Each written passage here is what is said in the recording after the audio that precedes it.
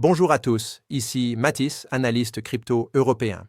Bienvenue dans Crypto Radar Europe, la nouvelle rubrique hebdomadaire de la chaîne La Finance décryptée.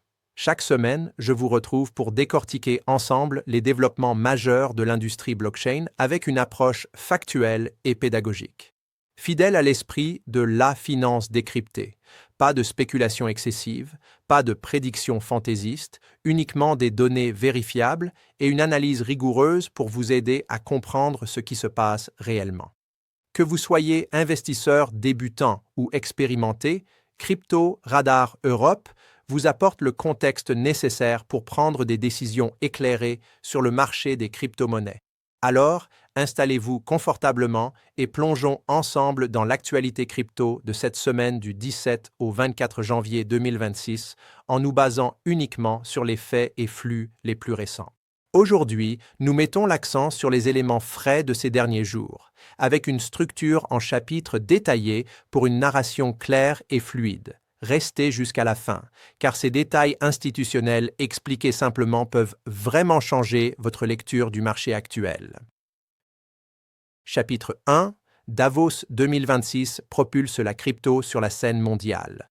Le Forum économique mondial de Davos a été l'événement phare cette semaine, avec une visibilité crypto historique.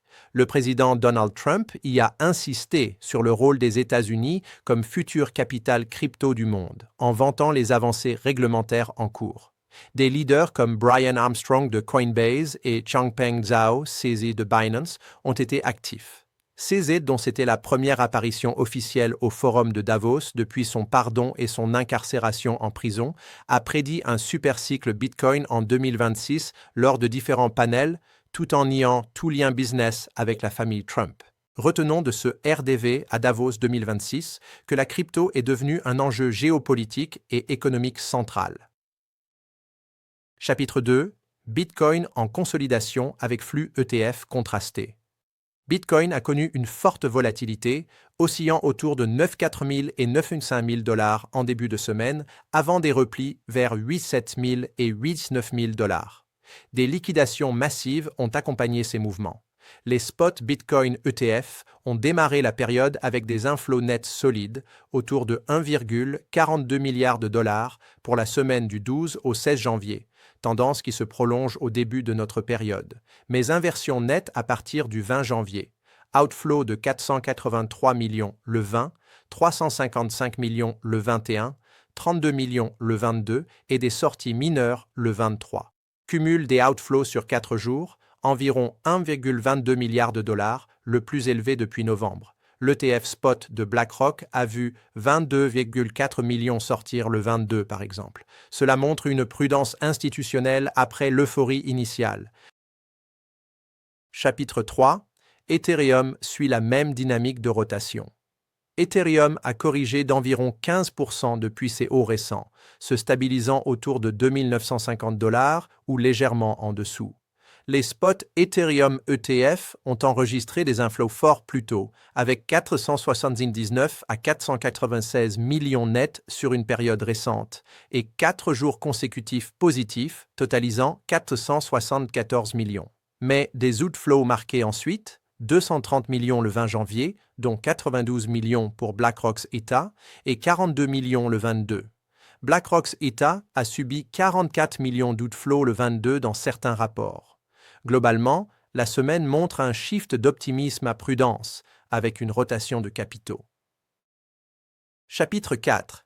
Explication pédagogique des flux ETF, inflow et outflow. Expliquons simplement ce que signifient ces chiffres, car c'est clé pour comprendre le marché actuel. Les ETF crypto sont comme des paniers d'investissement listés en bourse, contenant du Bitcoin ou de l'Ethereum.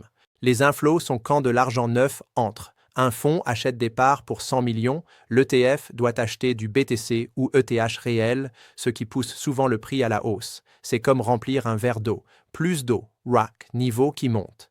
Exemple cette semaine, début janvier, 1,42 milliard d'inflows BTC ont soutenu le rallye vers 97 000 dollars. Les outflows sont l'inverse. Vente de parts, l'ETF vend du BTC ou ETH, ce qui peut faire baisser le prix. Exemple, 713 millions d'outflows combinés BTC et ETH le 20 janvier seul, comme si des investisseurs retiraient leur argent pour sécuriser des gains ou réduire le risque face à la volatilité. Pourquoi ça arrive? Souvent une rotation, après une hausse, certains prennent des profits, ou des nouvelles macros, taux, inflation, font préférer des actifs plus sûrs. Ces flux sont un thermomètre du sentiment institutionnel. Inflow veut dire confiance forte. Outflow est plus une prudence temporaire. Cette semaine illustre un pivot de positif à prudent, ce qui explique la consolidation actuelle. Chapitre 5. Focus Ripple et XRP. Optimisme des dirigeants. Ripple Labs et XRP restent dans l'actualité grâce aux déclarations à Davos. Le CEO Brad Garlinghouse a réaffirmé que 2026 pourrait être l'année des nouveaux all-time highs pour le marché crypto. Il voit XRP comme un breakout trade potentiel et met en avant l'adoption croissante du XRP Ledger par les institutions. Ripple anticipe plus de 1 trillion de dollars d'actifs numériques sur bilan corporate et une adoption massive par les Fortune 500. Chapitre 6. Prix XRP et sentiment du moment. XRP a poursuivi sa correction autour de 1,93 $ après des résistances à autour de 2 $. Baisse sur plusieurs sessions, sentiment bearish dominant. Pourtant, des analystes maintiennent des cibles ambitieuses, Standard Chartered à 8 $ en 2026 et 12 $ en 2028. Garlinghouse reste très bullish sur le potentiel. Chapitre 7. Autres faits marquants récents. Approfondissement sur les panels Davos. Parmi les moments forts de la semaine, plusieurs panels à Davos ont particulièrement retenu l'attention sur deux thèmes stratégiques, la tokenisation d'actifs souverains et les paiements crypto. La tokenisation d'actifs souverains, c'est l'idée de transformer des obligations d'État, des réserves de change ou d'autres instruments financiers publics en tokens numériques sur blockchain. Plusieurs pays ont déjà entamé des discussions avec des acteurs comme Binance ou Ripple pour explorer comment émettre des versions tokenisées de leurs bons du Trésor ou de leurs réserves en or.